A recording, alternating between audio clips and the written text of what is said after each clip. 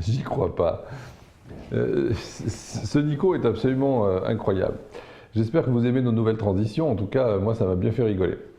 Alors, pour ce soir, on a pas mal de choses à regarder ensemble. Je voudrais revenir sur le problème des interférences de deux maladies dissemblables, parce que si ça n'est pas clairement acquis, vous allez avoir des soucis pour comprendre la suite quand on va attaquer ce qui se passe quand deux maladies qui se ressemblent sont en train d'habiter dans l'organisme. Alors, je vous ai fait un nouveau diagramme. Si Nico veut passer en grand écran, de sorte que nous puissions voir ça, voilà. Alors, je vous ai fait un nouveau diagramme pour que vous compreniez mieux, je l'espère, ce dont je veux parler. Alors,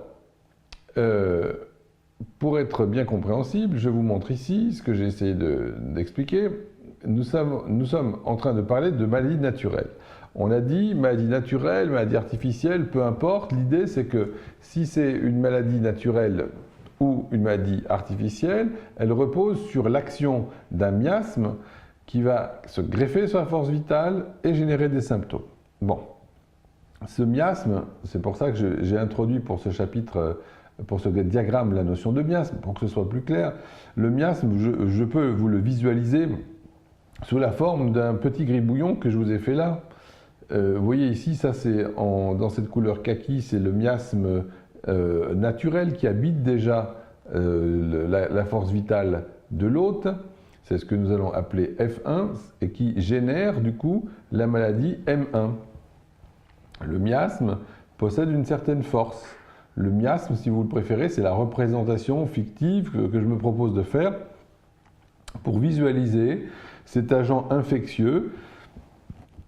Un petit peu comme aujourd'hui, par exemple, on peut vous proposer dans la théorie des cordes des représentations qui sont en étoile, en zigzag, etc. L'idée, c'est d'avoir une force qui est le miasme que je vous représente sous la forme d'un petit gribouillon. Bien sûr, la force du miasme, elle va être proportionnelle à l'épaisseur du trait. Voilà l'idée. Si vous prenez ici ce miasme original, naturel, et qu'en face, on lui oppose un F2 qui est d'une force plus faible, ça veut dire qu'en fait, graphiquement, je vous représente ça sous la forme de quelque chose qui est plus petit rikiki et qui ne soutient pas la comparaison avec le miasme naturel d'origine. Nous sommes donc dans le cas où la force d'une nouvelle maladie, et donc F2, est inférieure à F1, force de la maladie naturelle préexistante. Dans ce cas-là, qu'est-ce que donne leur interaction?